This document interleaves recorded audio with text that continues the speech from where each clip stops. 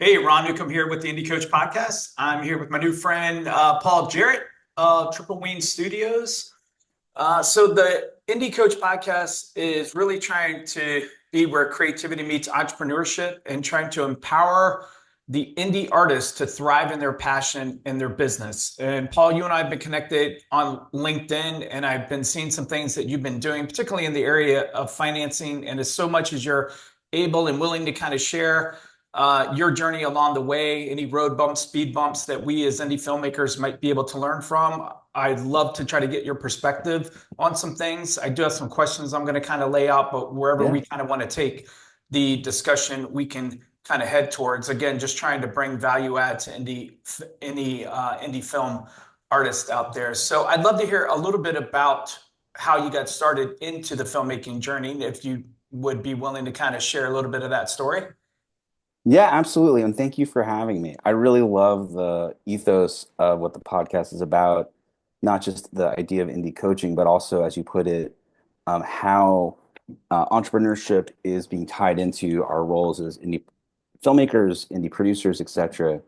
And that's never been more true than right now, as some of us are pivoting from one position in the industry to another, as some of us are struggling with the uncertainty of what's getting sold, what's getting greenlit, and productions leaving LA or productions leaving the United States for Europe. There's all this uncertainty right now, and we've never needed more collaboration, coaching, and entrepreneurship about figuring out what's next than we do right now. Amen. Yeah, right. It's like we're all having the same conversation in Yeah, different we are. ways. For me, my journey in film and eventually television started. I went to film school. I went to NYU.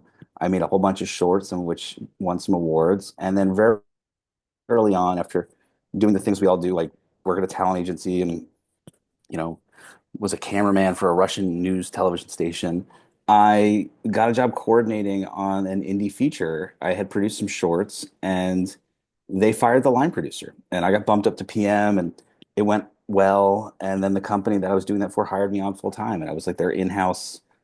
I was like a kid. I was just out of school, and became like an indie line producer because I knew how to budget and schedule, and you had to negotiate with vendors and crew, and just got thrown into the fire at a very, sort of young age. And that was Gigantic Pictures. And we made a lot of movies, had a bunch of stuff go to Sundance. We were tied to a record label that had, music videos and other, sort of music tie-in things we were doing.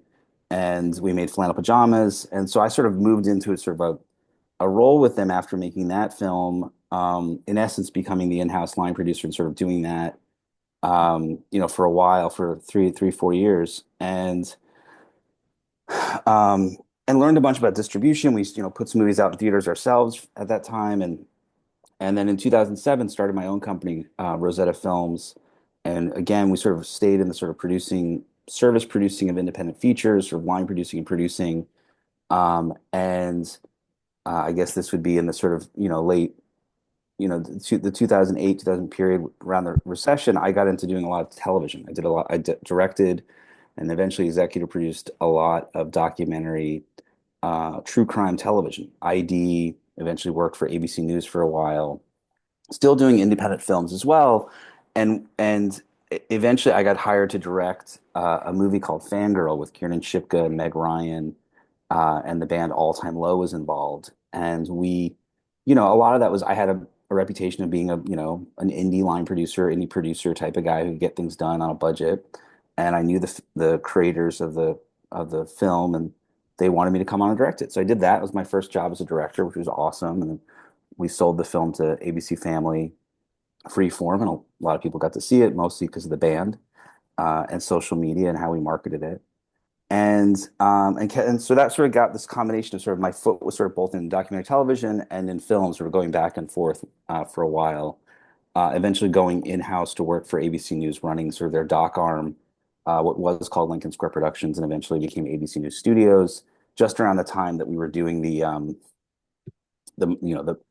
after the merger of Fox, and with the launch of Disney Plus, and went back to making films after that, and small independent features. And I just sort of was seeing, like, there's a lot. changing, with this is just around the strikes, just before some of the strikes were happening, and before COVID. And then right when COVID happened, I was like, oh, we all got to like reevaluate this. I could kind of see that we weren't all talking about AI at the time, but I could kind of see that production management work, small films, this was going to change. And I ended up helping a friend with a startup, a tech startup that was about staffing, learned a lot from that process and realized maybe I want to do something that's sort of more entrepreneurial, more not just making my own content, not just helping other people make their content, but actually a business in the film industry. And so um, about a year ago, I was involved in a film that had some product integration components to it, and I met Ivan Ali Khan, who at the time was the managing director of Orion, a division of IPG UK. Um, and we became buddies and talked about the advertising industry and the film industry. And I knew a little bit about product integration and brand sponsorships, but we started to learn more about each other's industries, and I started to learn how advertising industry can invest in content a little bit more. And it opens me up to saying there's a new way of thinking about this. We can be more, um, yes, we can fund some of our own stuff, but we can be more entrepreneurial. And as we sort of developed what that concept was going to be, we sort of came up with Triple Win, which was the idea of viewing the industries as triangles. Like we think of the world as content producers, vendors, or the networks or studios, and the advertising industry. And these three parties all work together in different ways. And there are ways whether they can work together where they all feel like they're winning, you know, whether it's cash savings or new revenue streams or getting your show greenlit. We're all looking for ways to find new and inventive co-financing models. And this was one that seemed to make a lot of sense to me. And so from that ethos, that one kernel was like, how do we approach the content industry in a way that multiple parties can feel like they're winning? How can we create triple wins? That started the company about a year ago, where we work both in documentary television, features, reality television, scripted television. We're expanding into being, helping in sort of a digital marketing, digital media purchasing, prints and advertising, all kinds of different things. And it has been sort of like using that entrepreneurial spirit of like, we're going to have to pivot. We're going to have to think of new ways. I'm still a director. I've attached to direct some movies I'm financing, but this has become a real focus of what I'm doing. And I love it because it's about solving problems, both for content creators, but hopefully for our industry, and that will make things more efficient for everybody. So that's us. Yeah, no, that's outstanding, and I definitely see a need. And I'll be honest with you, over the past 25 years that I've been in the indie space, everybody's always talked about like product integration, but it's always been extremely elusive. And I really haven't seen anybody doing it to success. And then I came across you, and I'm like, wow, okay, this is because like you, a lot of us are having the same conversations behind closed doors, and to get an opportunity to establish a different funding methodology is desirable in 2025. So Totally. And yeah, yeah, I completely agree. And it's going to take a lot of, you know, there's probably more content that can get distributed, but there's really great content that's on the cusp of getting deals. And what they really need in this day and age is probably some co-financing, because we need to figure out how to alleviate risk for the vendors, for the networks and studios, and when we do that, when we figure out how to be co-financiers of our own stuff, what we're doing is putting ourselves as content producers back in the driver's seat, in the hopes of controlling more IP, controlling more rev share, more mag, more international sales. And that's hopeful. I mean, we look at the Sinners articles that have come out about all those deals that they negotiated. Hopefully that's our future. Hopefully our future is the people who are making this stuff are going to have to become more leaders on the financing and the deals that involve who owns this stuff 25 years from now, and not just sort of working our tails off to make sure distributors have houses in the Hamptons and the Mexico or wherever. But like it's going to take some thinking, some reevaluating. yeah, I definitely agree there too.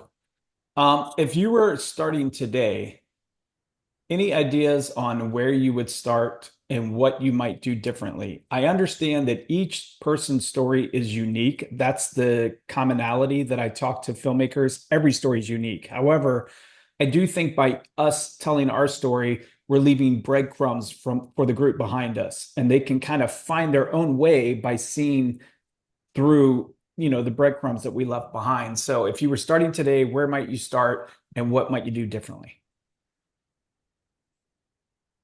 Yeah. Well, if you want to make feature films, you got to make feature films, right? You can't say, well, I'm going to be an AC on television shows and one day I'm going to make feature films, right? So and it's great to make quality shorts. If you can make a quality short that people can see your work, you should do that. But if you can make a $75,000 feature that can get into an award-oriented festival or be a calling card for you, you should try to do that. It's not going to make a ton of money, but you should start making features. And the unfortunate part is that size film, that 50, 75, 100, $200,000 feature is probably not going to make money unless it's a horror film or something. But I think if I had to do it over again, I probably would have taken that award-winning short that I made Yeah. right out of film school, and I probably would have slowed down, taken more time, and figured out what the 90-minute version of it was. And I probably would have, been like, no, we can't just make it like a short. We need to figure out music that we actually can release with. We need to have, like I think I was young, but like in retrospect, that's probably the smarter path is to find, you know, yes, you need to make a quality short, but you also need to figure out how you're starting the feature process. Because once you've said, yeah, I've directed one or I've produced a feature, it's easier to, hopefully that one makes some money, but it's easier to get the ball rolling. The other thing that took me a super long time, I understood how to write budgets and schedules and deliver things to networks and studios and distributors, but it took me a long time to understand the stack, to understand the financing plan, and I think if I had spent a little bit more time like in, business school or graduate school or something, I probably would have had a better handle on how leverage, how debt, how equity play a role in the stack and how you build that stack so that you're protecting equity and you're, not marginalizing everyone's upside. And I think if I had, I went to a film production undergrad, and I didn't, that was not a part of our education, and I didn't have a mentor for a long time to get me up to speed on that. And now I look at films and I see, how films are getting built financially, and I think, I really wish there was, a little bit less equity for the upside. I really wish, is it possible that this equity could be more senior to that equity, or is that senior debt too expensive? Like those questions are really the questions that are the fulcrum of, is someone going to make their money back, or are you going to make more than your money back and hopefully have a profit? And that's the hard part. Um, so I think, learning more about the financing side earlier would have been helpful too, which is not Yeah. for everybody, but it's definitely, um, now that I've sort of gotten up to speed on that, I realize how important, you really have to have that finance. You can't really go out and raise money if you don't have a finance plan that makes sense. 100%. And I would even say that all indie film producers need to be entrepreneurial, and that comes with financial and fiduciary responsibility, and then also just kind of the uniqueness of how you go about trying to get the capital. Um, what are some of the biggest problems us indies face, or problems that indies do when they are needing funding? Funding is not a problem. In my mind, it's the problem. Mm. And, if we had money, you and I would be talking about, we'd be in pre-production on something together. But funding is like the problem. So what are the biggest problems some indies are doing that you're seeing within the industry? It's a really good question. Um, well, they don't necessarily have sales estimates, right? You can't judge the valuation of a property without sales estimates. It's hard to get sales estimates without cast, right? So this is sort of where it sort of starts, right? So, um, you either have to raise money to make offers to actors and have a plan about how you're gonna be able to put the rest of the money together once you have those actors, Um, or you need to be able to make movies that you don't care that there's not sales estimates and you have equity that's okay with losing their money. And you shouldn't do that. That's not a good path for doing this more than once. So it's really, I think,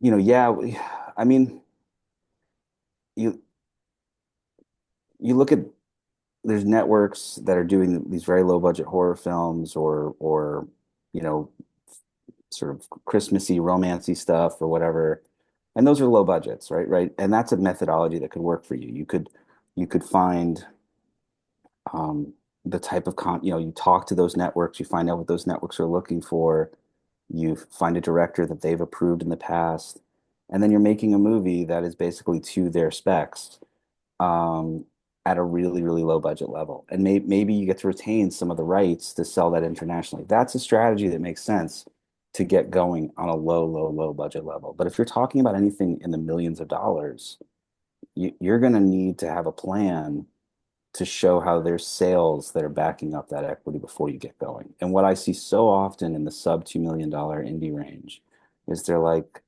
I know so and so is an actor. I know this person. They're great. They were on this TV show. It's like, that's awesome. Has anybody evaluated this for what the sales are internationally? And they're like, well, there aren't any. It's like, exactly. So how do we know that we can make anyone's money back on this? Yeah. And that's a problem, and so, unless there's some guaranteed distribution outlet, guaranteed prints and advertising. I was talking to a funder who puts together some large slates, and he was like, his suggestion was like, why are people making movies that size when they haven't raised money for their own marketing spend? He's like, would you do that for any other business if you were making shoes? If you were making Nike, Yeah. like if you're making shoes, would there not be a marketing budget? And like so much of our marketing budget is our phones now, right? Like some of it should is how do we engage people on their socials? So I think as filmmakers, we're going to have to put on our distributor hats more and more and think about either is there a niche audience that I can do a ground game, I can do some like viewings and watch parties that I can engage a small group of people to get excited about this? Is there a methodology to engage that group through socials? What's the plan? Hmm. And from that plan, you might be able to raise some marketing money to actually help get you a leg up. Yeah. And a little bit of a leg up, whether it's in theatrical or something else, will help increase the sales of that property in other areas. It's not a guarantee. The only thing that's a guarantee is debt, right? If you had someone who was willing to offer you a sale and you could lend against that, that's a guarantee. But that's the thing that I think we've all been struggling with in the indie space is not having a plan about where this, because I don't know how old you are, but like when I was a kid, coming out of school, station agent sold, right? When I was even younger, the film that we all watched, like Sex Lies and Videotape did amazingly well, right? Like Sex Lies and Videotape, did amazing at Sundance, and there was talk of Cannes, and like, so there's this mythology that like you'd have this hot director, and they'd catch lightning in a bottle, and they'd sell a movie for 4x or 10x of what they made it for, and Yeah. that's not a business plan, right? That's not a path to repeated success. So we have to build packages that involve, you know, there's a sales agent who likes it and they've told us these are the casts that will get you the money you need that will cover the equity. Here's, you need to shoot it in a place where there's this much soft money or tax credits. There's a post house that wants to do a deferred deal for some equity or whatever. Like you have a package of things that are a facility deal, you have a package of things that you can base around. That way, then your equity that's actually at play, that's actually at risk is rather small. And that's a safer bet, and I don't see that. I have not seen that often in the sub 2 million indie range, and that's unfortunate. And it's hard. It's hard to find the actors that will Yeah. defend those budgets at that level. Yeah. You're writing in my head an article that I had written recently on Oh no. this very topic. No, it's perfect because it just I'm grateful because it solidifies that I might be onto something here because we're thinking the same thing, but we're Good. also seeing the same thing, and we're also trying to be honest and take the emotion out of it, be entrepreneurial, trying to be honest with where we're at, but then also trying to be problem solvers and not just problem givers. Mm. I didn't plan on this, but I would love if I could see if we could be a little light and quick on our feet on this, Paul, because I think you might be the right guy to ask. Oh, do it. I'm ready, Uh, buddy.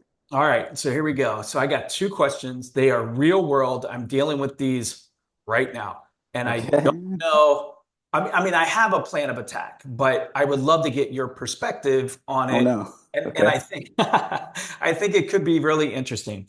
Okay, so here's one scenario. You get a client, they have $500,000. What Hmm. do you do? What do you do? Mm. What do you do? Uh, not all money is the same money, right? So, there's a producer of a very successful indie director who used to say something along the lines of, you could spend that $100,000 on a great vacation, or you could come up on the roof and throw it off the roof with me. But I promise we're going to go to Cannes, we're going to do this, we're going to do that. Yeah. Right? Like, and she's like, but I probably can get your money back. And then she does, because she has a great director that she works with. So, this is the thing. You have a $500,000, and it depends on what the money is. If the money is, someone who's like, I really like this one property, well, then you're probably making that one property. If they're like, I have to make this money back, then you probably should be using it for debt. If they're like, I like art, and I don't know if I'm going to be making it back, but I want to help make art with you, then maybe you have a little bit more risk, right? Like then maybe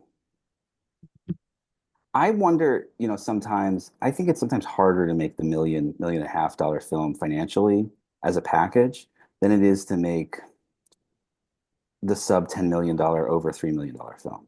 Because if you can get someone to match that 500,000, if you Mhm. can get someone to put up another million or so, maybe you Mhm. have enough equity now to Right. put together sales and to put together offers to justify, your $5 or $6 million film. I don't know. But then you have to make sure you have a property that you think is worthwhile of that. Exactly. Yeah. So I mean, without no, it's sort of like it's a great question, but it all comes down to the property and the talent, right? Like, do you have a director that will attach actors that will justify the sales you need to make? Like, if we say you have 500,000, which is 10% of 5 million, do you have the ability to attach an actor who's worth $3 to $4 million in sales? If you do, then let's see if we can either make an offer for 500,000, make an offer for 1 million, find the other, package it together, and now we're starting to move something forward as a premium movie. I'm assuming we're talking about making movies and not Yeah. Yeah. like Yeah. TV or No, something. definitely I, feature. I mean, the other thing that people do with that size money, in like when they have like a basket of money and they're looking to make tranches of 200 to $500,000, is um I mean, this is the real thing. I mean, if we're not talking about making art, if we're talking about making our money back, what Yes. you do is you take a ton of meetings with like premium Academy Award winning documentarians, premium award winning um, actor or directors, and you figure out who's looking for gap. And you come in as last money in, maybe not first money out, because I mean, if you can get it, you should take it. But maybe you're pari passu to any other equity, or maybe you're senior equity to other equity. I don't know. But that's that. And but you find like you find a project where you have a director who's like a Cannes alum or an Academy Award nominee, and you try to be the last piece of the thing they're looking for. Mm. That I think is, I mean, I have friends who've done this in doc a lot where they'll do finishing funds. I have a project somewhat like that. It's more, they need more than 500,000, but like that kind of work for 500,000, you're probably talking about the doc, but like it could be a premium smaller feature. But if you could be the last 500,000 on Moonlight, or like, Yeah. even if you're just closing out their post needs, Right. um, that's probably the smartest play for something of that. If you want to be from the ground floor up, if you have there's plenty of money out there that doesn't like being a service need at the end. They want to be on set. They want to be, kissing babies, touching hands, going to awards, going to premieres, like all that stuff. They want to be known. Um, then you're, probably at the point of finding matching money and making an offer, using that money to build a package. Um, but probably when I think about it intellectually, uh, it's probably the smartest thing is to be last money in, first money out, and to figure out how you can solve someone's problems who has juice Yeah, yeah. to get you at the right festivals or the right award shows or whatever. That's great. One of the things I heard you say, and it wasn't so specific, but I want to pull it out for people to hear, is that you actually really took what I said and you asked, I thought, the right question, and that is, what does the money want? That's really kind of what Totally. you said. Totally. That you have to kind of vet, not just the vet that the money's real, but what does the money want? Because what I find indie filmmakers, and I mean this with all gentleness, but naively, artistically even, that you think money comes with no attachments. You think someone's going to throw a bag full of money, $500,000 over the wall to do your project, no strings attached. And that's, I've never seen money like personally. I've heard of money like that. I've never personally seen it. So finding out what the money wants and what's their appetite is also kind of the other thing you said, in a certain roundabout way. Like, do they want an art house project? And that is just like, there was a film called Cabrini. It was a faith-based project. And I Yeah. heard that the producer on it had enough financing and was basically so pulled by the story that now this is just hearsay. I haven't vetted this, but so pulled by the story, they just said, just make the movie and we'll worry about my ROI. But that's not my motivation. I want her story told. And so then boom, they went and told her story.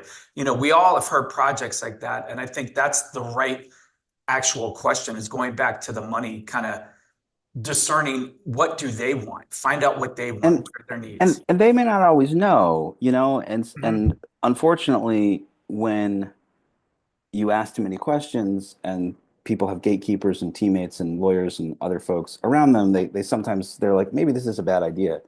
What often happens with money of that size, in my humble opinion, is it is directly connected to a specific piece of content. It is like they're creatively engaged in it. They helped write it. They wanted to, they whatever. They're like, it's a Mhm. vanity thing. Well, once you've stepped into vanity art, you're undermining the potential revenue opportunities already, which is fine. That's like a part of art, is to have patrons, and that's okay. But you can't base long-term financial decisions on that. Yeah. If you have someone like what I hope you have, and I don't know if it's a real world example, I hope you have somebody who wants to dip their toe in our industry. And Yeah. if that's what it is, like a friend of mine who raises money for not for startups, not for film, he always jokes, what we're looking for is people who cut the $100,000 checks because it means nothing, because cutting the $1 million checks or the $10 million checks is what they really want to do, and they want to see if you can earn for them. They want to see if you can, get out of pre-seed and get into seed. And you want to line them up with an option to be that Series Yeah. A or seed round. Yeah. So if you have that, if you have a $500,000 check that is interested in your type of art, your type of content, your type of visionary storytelling, hopefully they're an entry point to you to other fundraising in the future. And if that's the case, then we should figure out how to exit them in the best possible way, Yeah. where they feel like this transaction was a super good success, which is kind of why I was saying last money in, first money out is the easiest way to justify that. It also gets you hopefully getting to, project pick, stock pick, um, higher quality stuff that is hopefully very close to the finish line, where there's less uncertainty that you could be putting money into something and it not go or fall apart. Um, but I mean, I think it's about nurturing those relationships so that everybody feels like they're winning, both creatively, emotionally, professionally, egocentrically, bragging wise, all those things. Um, and and and it's tough because it's not, unfortunately, at that level, it's not all the same. Like there's a lot of emotions that is often, I think, in those size checks. And that's okay. As the checks get larger, I think you're coming to a lot more like you have to be, you're making a business plan that you have to be looking for a very specific ROI, and you have a plan with distribution to hedge and limit their risk as much as possible. But so that's my short answer is Yeah. probably position them on a project that's almost done. Is Yeah. Yeah. No, I love that idea. I wasn't really thinking of that, and that's definitely a great idea, particularly at the because I'm in the DC area, documentaries are the height of everything that's created here. So thinking of docs is potentially a good another Yeah, way. but you could also, because we're on Zoom right now, I mean, Yeah. No, totally. There's no if barriers. there's video on this or just the podcast, but like talk to agents, talk Yeah. to people who rep directors, be like, I want to help. What's something that's close? Let's take, it's gonna take you taking 16 outgoing calls to start getting the incoming calls. But eventually the flow dynamic is going to shift where the incoming calls are going to be more than the outgoing calls. So how do you get that inflection point? And it takes you going out and talking to folks and letting them know you're out there to solve a problem. And in this case, it could be last money, or it could be, a cash offer for actors. Those are the two like most crisis laden moments, right? Where we don't know if we are going to finish or we don't know if we can start. And you find the right teammates who have more juice and more access in those two areas. I like it. Yeah, I like it a lot. All right, so here's another one that is again real world, and not just one person, but multiple people lately have come to me to consult on the 40-minute project. A Mm, 40-minute project. I love this. As you as a producer and within the industry, how do you advise them the 40-minute thing? So you're saying they have a short that they want to make for 40 minutes, or They won't even be, they don't even really call it a short. So, but yes, ultimately the answer is that's exactly right. And it's in this nebulous kind of 40-minute. And for some reason, I'm on my like fifth one of these where I'm trying to help them. Okay, so if you have 50 to $75,000 to make a big budget short, and unless it's like you're gonna fill it full of actors and really fancy stuff, if you're not gonna do that, it's just gonna be like kind of more run and gun. Maybe go to TikTok. Maybe go for these short form things and cut it up into 2 minute, 3 minute pieces. I mean, I don't know what the content is. That's very content specific. That's like telenovelas, true crime. There is definitely a market right now for short form content that are Yeah, basically 2 to 3 minute pieces that add up to about yeah, 30-minute, 60-minute right. series. That may not be what you're talking about. Maybe you're talking about like glam shorts that are people's vanity calling cards. And if that's the case, you need to cut the script. No one's going to watch it. You can't get it programmed, and you can't really showcase your work well enough. So take that budget you have for your 40-minute version and make the 16-minute version, because it's going to be way better for you as a calling card if it's shorter. Yeah, Or stretch the dollar and figure out what the third act of that story is and make a feature. Because I don't think I guess in Europe there's some one-off movies that are like that, but I don't like what do they call them? Like there's a like daytime movies. Like yeah, yeah, there's some really low budget daytime movies that get made, I guess. They don't call them T. There's something in England, I forget, like T or yeah, something. But that kind of stuff exists, but they're yeah, pretty low budget. I don't think that's a good play either. Um, so it depends on in this case, I'm assuming it's driven by a filmmaker. That you have yeah. a filmmaker who wants to make something, they Right, have an idea, right. and so, they've been told to make a short, they kept writing in a vacuum, no one gave them any criticism, and so it ended up being 40 pages long. Um, if the goal is for it to be a calling card festival thing, it's got to be shorter. If uh if the goal is to be revenue focused, maybe cut it up into 2 to 3 minute pieces and sell it as a series. Um, and there's ways to take money and use digital marketing and making that more successful. But I don't know. Like that's an interesting problem that you keep having. Yeah, yeah. I've had like five of them. And so there is a group. Do they come with money, or what are they totally Yeah, yeah. They're kind of, most of them are bootstrapped, but some of them have extra capital that have come in. They all kind of want me to help them with this 40-minute project. And I'm not sure what to do with it because other than trying to very nicely advise them that I would not advise that because it's this weird nebulous gray area that's so finite. I tell them, this is what I tell, I don't know how to sell that. I don't know how to sell it. And that's just the honest answer. Feature, let's make it a feature. Like if you're that close, can we try to find a way to make it features are sellable? 40 minutes is too long for like a true short. Now I will say what you just said, I wasn't thinking of, it's interesting. Down in South America, they're doing these little 2 to 3 minute, like you're talking about, these little TikTok videos that have become extremely popular, so much so that a company was able to raise $30 million in private equity to go and I think most of it in private, but to go and do these little 2 to 3 minute, and there's these romantic kind of things, and they have a beginning, middle, and an end, and they're real short, they're really low budget, but they're crushing it right now. So maybe I do like that, and maybe there's a possibility there. I could. So yeah, I mean, I'm happy to talk to you more about this off the podcast, but like I have some experience in that stuff. I'm been learning a lot about the short form space. It's really interesting.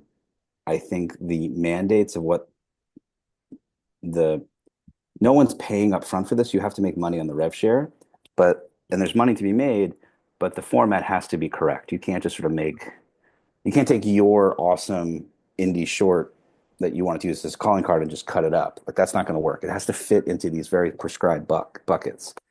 Um, and if it does, great. And if it doesn't, maybe they need to cut the thing down and make it a calling Yeah. card of 60 Yeah. minutes, or as you suggested, maybe make it longer and make it 80 minutes. But that sounds cool. I'm happy. I would love to talk to you more about that. It sounds like a really interesting problem to.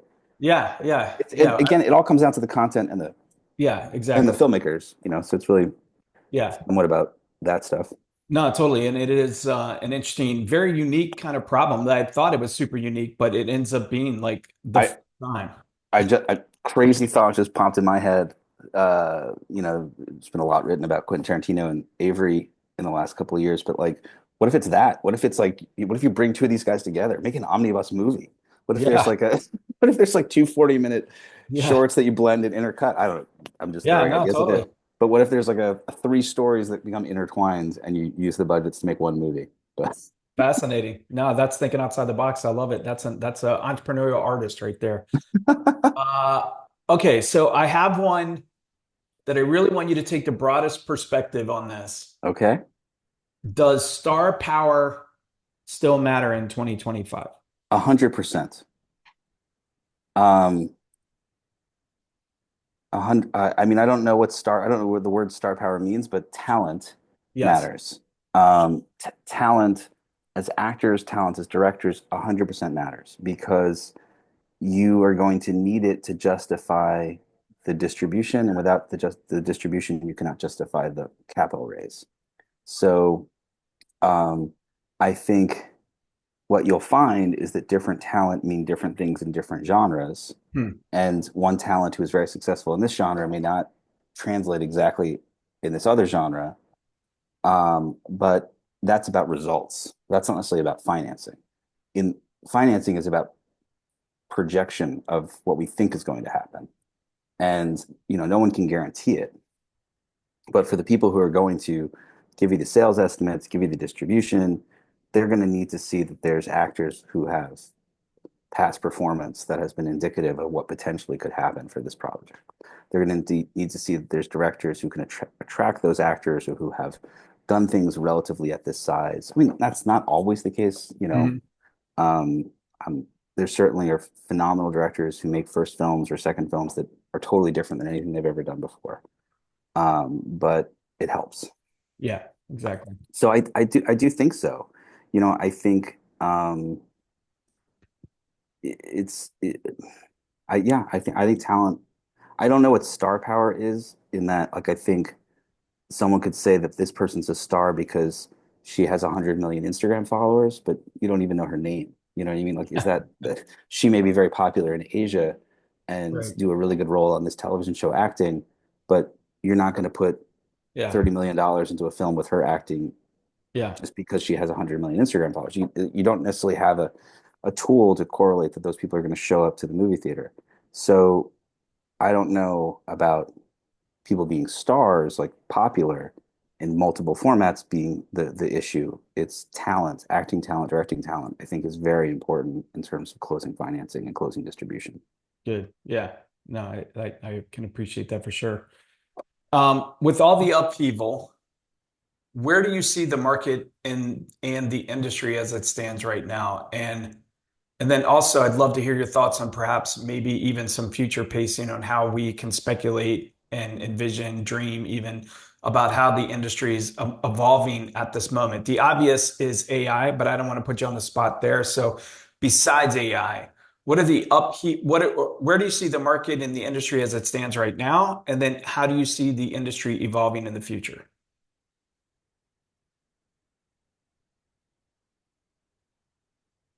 A lot of production is going to move overseas.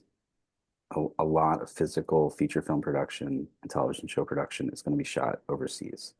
It's going to be cheaper, probably the union issue, this last set of contracts. The tax credits are going to be way better. If you can get 40, 50, 60% in soft money, you're going to do it. Exactly.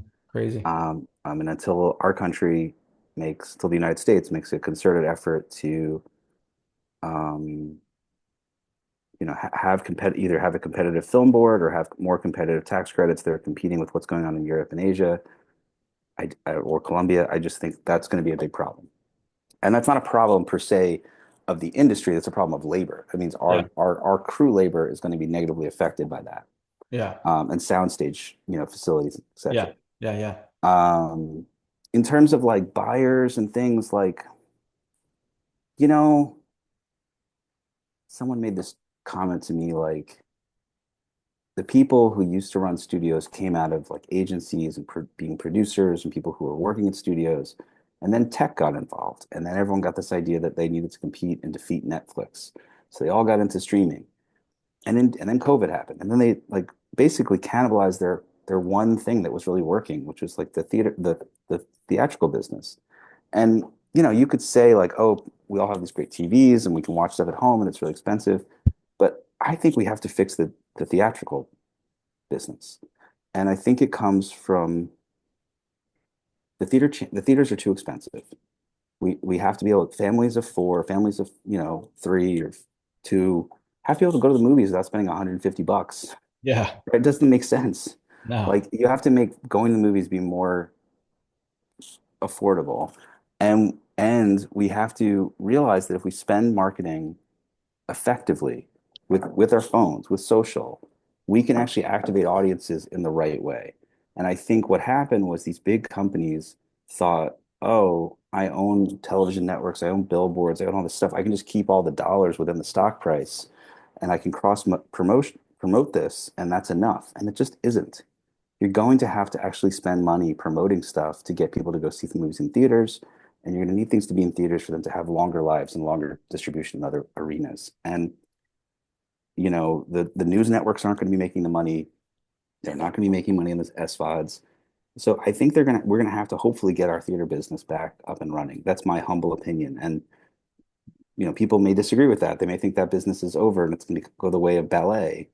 And that could happen too. I could be totally wrong, but I hope um, we can reinvigorate our theater business. And that's, maybe that's not going to be as many um, $200 million Marvel and DC movies. Maybe it's going to be different stuff, but I think we're going to have to figure out how we can market and activate audiences. Hopefully, we can get them back to having movies in theaters for longer and not getting straight to SVOD so quickly. That would really help. It would help people having a longer, like right now, it's by the time you decide you want to go see the movie, it's so close to when it might be on Oh, yeah. SVOD that you just don't Yeah. go. Oh, And I think that cannibalization has really, really negatively affected there's, the valuations in the business as a whole. And hopefully we can get our thinking caps on and start changing that. Um, and it's just helps the Netflixes of the world. And I yeah. guess the last side of that is we're gonna a lot of what we are, I think, is going to be happening is cross-device marketing. That our phones are going to get better at knowing what television shows we're watching. They're going to get more micro-focused in terms of the advertising we're seeing. That we're going to know who's looking at what on which laptop, which iPad in the house, and all that stuff is going to get much more nuanced. And so that when we're out in the world, we're going to see marketing that's much more targeted towards us. Yeah. And I think this micro-targeting and cross-device engagement is is one going to be pretty overwhelming, but I think eventually it can create a much more focused activization around movie going. And I hope that, if it isn't just Amazon or whoever owning the spigot and deciding what we see and what we get promoted, there's a way that can also help in terms of getting people to see content they didn't know was out there and getting them activated in different ways. I don't know if that answers your Yeah, question, no, but it definitely those are does. things I've been thinking about. Yeah, yeah, right. I mean, I think we're all thinking about it, and I do like the cross-device marketing because yeah, I mean, I do think with all the data and everything, it's going to get extremely hyper focused as though it's listening to us because it is. Yeah. All right, so here's kind of a couple part question, but take it as a whole, if you will. If nobody knows anything, what does a project have to have to get you excited about it? And then how do you gauge if a project is going to be successful?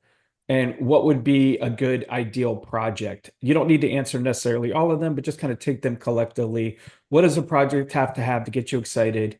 How do you gauge that excitement and if it's going to be a success? And then what's kind of an ideal project? I mean, for Triple One Studios, what we're looking for is projects that have experienced teams and hopefully some interest or potential interest or nibbles or past interest from networks or studios. We kind of have to need, like, for what we want to do, we kind of need to know that there's some distribution that we can be effective bringing co-financing for. We can't just sort of operate in a vacuum. Yeah. So, but as a filmmaker, not necessarily in the my Triple One Studios hat, like, look, um I want to be emotionally engaged in a story. I want it to have filmmakers who are super passionate about what they're telling a story about, that have an original voice. Um, and I want it to be something I haven't seen before. And I want it to have roles that are very castable. I want it to have roles that are very, Mm. like, people are changing, they're having real struggles, that actors are going to want to sink their teeth into this. If it's just like set piece after set piece after set piece and nothing's happening and nothing's changing, the actors are it's gonna be hard to cast. Like, it's just not gonna be like good. So, how do I know if it's gonna how do I that's sort of like what I'm looking for. How do I know if it's gonna be successful? I don't know if that was the Yeah, second yeah, yeah. question. That was kind of it. Like, what are some tells of like, okay, this has got something here. Um uh I mean, hopefully it ends well.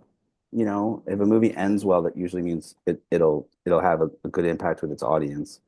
Um, so, like, there's creatively successful and financially successful. Creatively successful is like I'm engaged in the story. I don't know what's going to happen, and I'm with the characters, and it ends in a really either satisfying or unexpected or like thought-provoking way.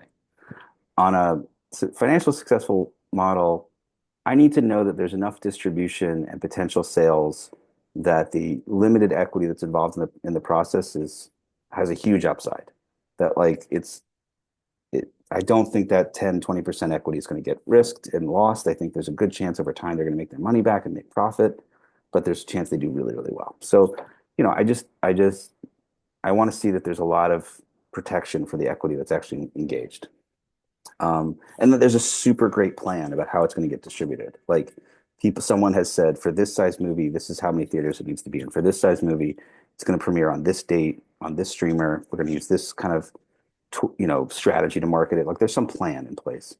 That the cast are, like, really engaged in the property and they want to help promote it. And they don't, not just phoning it in or whatever. I don't know. Those are and it could be a doc. If it's a doc, then there's an audience you feel like you can engage that will, find out about the property and be, want to talk about it, or there's a strategy to get other social media influencers to talk about it in a way that talk back and creates buzz. Then what was there a third one? What was the third one? Was it?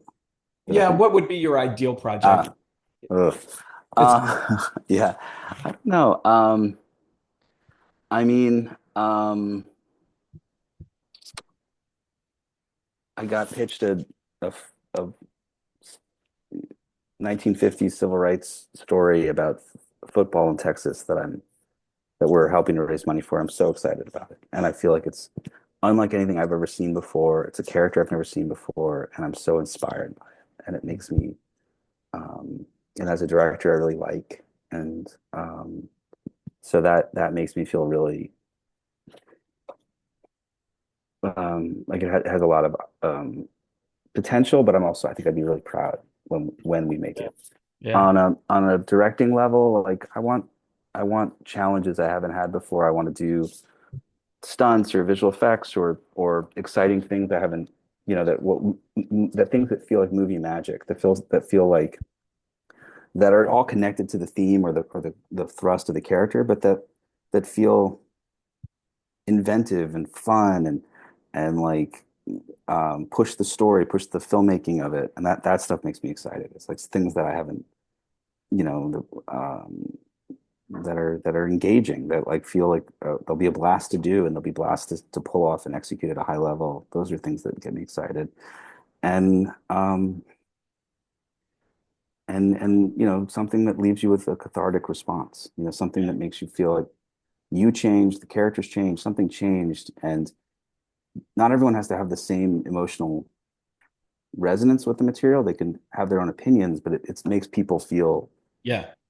like something angry, sad, mad, Yeah. excited, whatever, happy, silly, and that they're left with that as they leave the theater or they turn off their Netflix or whatever. Yeah, because as entrepreneurial as we are, we can't forget that films are intended to make you feel something. And as filmmakers, as as as like data driven as I want to be, analytical, entrepreneurial, at the end of it, it's got to hit my soul. It's got Yeah, to touch me in a yeah, way because I didn't get into this for rational, data sets. I got into this because a movie made me weep when I was 7, and I'll sure. never forget it, and it was a black and white movie that I watched and it made me cry. And I remember even back then at 7 years of age, I was like, wow, the power of movies. I remember thinking that, the power of story. You seem like a well-read man behind you. There's a bunch of books there. I My like to, wife. It's a lot of oh, my. okay. This is But it's not, maybe those two are mine, but yeah, it's a lot of okay. my See, wife's there you books. go. I did notice they're a little bit color patterned too, but That's also my wife. all right. So either question, well, let me hit you up with one. Are there any books that you would recommend either on filmmaking or Oh, entrepreneurship sure. or even life? Just anything to Yeah, help yeah, yeah. us along. I love on filmmaking, I love Save the Cat. Every time I start writing a new Of script, course. every time if I'm giving detailed script notes, I usually take a look at it. As much as it's written in kind of like a Hollywood sort of, you know, tonality, there's so much that's good about it. There's so much that like so Yeah. much formulaic stuff that like you can still find yourself in it, but it really does a good job of being reductive. It's a great book. On the business side, my father-in-law, my late father-in-law who recently passed away. I had a new job coming up many years ago, and he said, this was recommended to me when I took this new executive role at blah blah blah. You should read it. And it was Jack Welch's Winning. And it's actually a really good book. And I've given it as a gift to, people who've worked under me, who've sort of moved up, from like coordinator to producer and executive producer on stuff. And I highly recommend it because it kind of does a good job as both as an entrepreneur, but also as like a manager of like, how do we find the top 10% people who are going to help us excel? How do we find the mission that is going to like, direct us as a group towards being successful? How do we find a goal that's measurable Mm, that we can try to be the best at? What's a measurable goal look like? And how does being the best at that? How can we measure being the best at that? And I think there's just so much in that. And you don't have to like love him for, all of his politics or his, business choices, but the book itself is very well written. I assume someone else may have helped him with it, but it's really smart in terms of its ability to think through what we as either as a founder, either as someone taking over a big new role, or just being an entrepreneur in general. Like, what are the choices we need to make that help us get to success, to winning? What does winning look like? How do we measure it? and it's a great, No, it's a I'm really putting good it on my book. list. No, that's fantastic. Yeah, and I love Save the Cat, and I agree. I've gone to that one multiple times. I definitely have read that one multiple times. And then all the other iterations and offshoots, it's hard not to go down a rabbit hole. Um, so as we come down to it, what are you working on next, and where can people find and support you on what you're doing? Yeah, I mean, we're engaged in a number of projects that we're either raising money for or helping networks on problems to solve problems with them, with advertising teammates. There's two films that I'm attached to direct them. One we're pretty far along in terms of casting and financing. Another one we're just getting going on the initial financing for. And so one's called Container and one's called Soldiers of Misfortune. And yeah, those are the sort of creative, the big things I'm focusing on. And Awesome. then yeah, we have a bunch of announcements coming out later in the year of projects that are closing and that we're really excited to share as they start coming out. Excellent. Outstanding, man. Well, I appreciate you all watching and listening. Please don't forget to like, subscribe, and leave a comment to let me know that you're out there. It does help the channel, and I believe for now, though, we are good to go to conclude our discussion with Paul Jarrett. And just remember, nothing is wasted. Keep creating.